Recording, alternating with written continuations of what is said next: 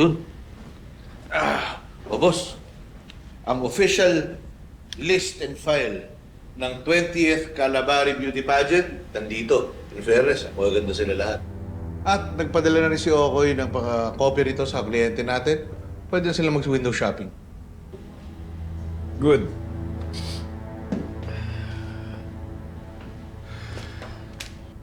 Total, nag-window shopping na rin lang naman. Silipin mo yung dalawa sa dulo. Lalo na yung panghuli. Kilalang kilala mo.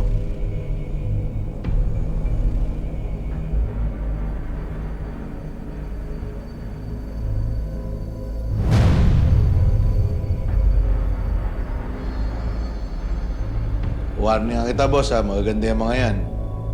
Pipiliin ng kliyente natin yan at pag yun ang nangyari, tapos tayo. Mga pulis yan. Hindi yan yung concern ko. Bakit gugustuhin ng dalawang pulis sumali sa beauty pageant? And as far as I know, Bobby's not the type na gugustuhin maging beauty queen.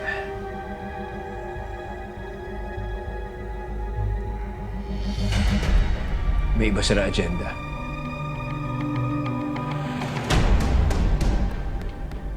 Sasakyan lang muna natin sila.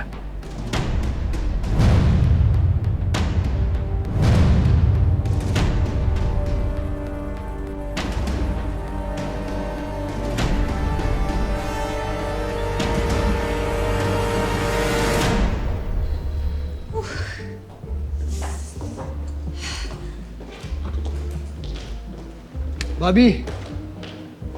Sir, Kumusta? ayun. Nakapasok kami ni Lieutenant Samson. Very good. Ang totoo niyan, hindi naman talaga ako na-surprise eh. O nga pala, nagdala ako ng merienda. Baka gusto mo ng cinnamon roll. Cinnamon roll? Eh, sorry, hindi ako makain yan eh. Actually, yan yung pinaka-ayokong tinapay. Ay, ganun ba? Sa'yo na lang. Ako, sorry, hindi ko alam. Sayang naman. Tanya! Oh, Samson! Mabuti naman at nakapasok kayong dalawa sa pageant. Mas madali kayong magmamanman dun sa mga galawan dun sa loob. Actually, wala pa nga ako masyadong napapansin na medyo suspicious sa loob. Ako rin, sir. Wala pa napapansin. Paano mo naman nasabi? Eh, di ba busy ka makapaglandian dun sa sponsor sa CR? Teka. Landian dun sa CR? Nang lalaki, ha? Bobby, sabihin mo na nga. Wala akong dapat ipaliwanag, sir. Bobby Enriquez, right? Sir Jared. Congrats! Pasok ka daw sa finalist. Pero sir, panghuli siya tinawag. Diba? Parang napilitan na nga lang yung mga judges sa kanya. Naawa.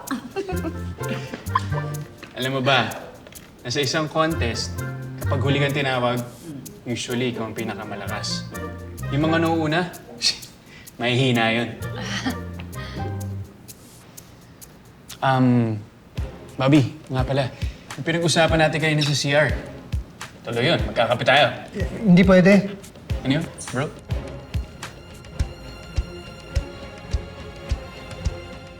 Ano yun, bro? Ha? Ako, hindi ako pwede mamaya kasi may gagawin ako eh. Okay lang naman, sir. Hindi naman kasi ikaw yung tinatanong eh. Ako.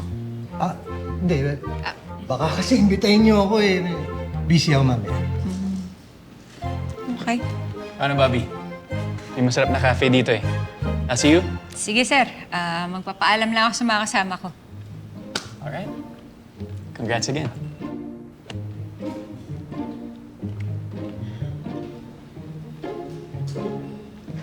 Excuse me.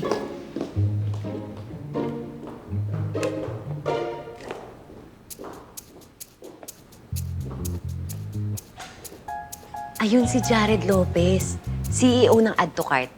Major sponsor siya ng Binibining Kalabari at siya yung kausap ni Bobby sa CR ng lalaki, ha? Eh, ano naman ngayon kung big time siya? Ang puti-puti nun parang hindi naaarawan eh.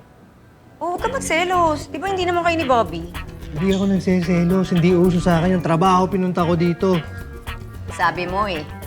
Basta ha, pag gusto mo pagselosan si Bobby, game ako. Sabihin mo lang ako.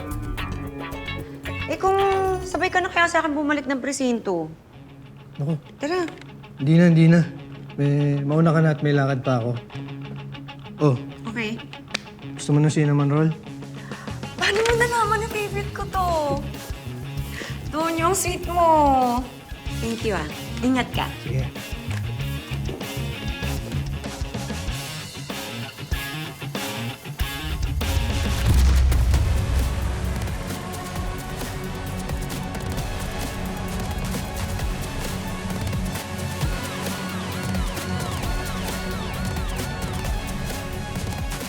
Balita ko kasi napakasarap ng kape nila dito.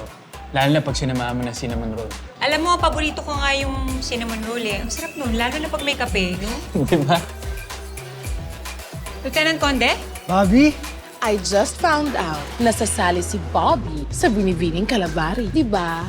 Isa ka sa mga judges doon sa Binibining Kalabari. Alam mo na. Background check lang ako dun sa kakilala ni Bobby.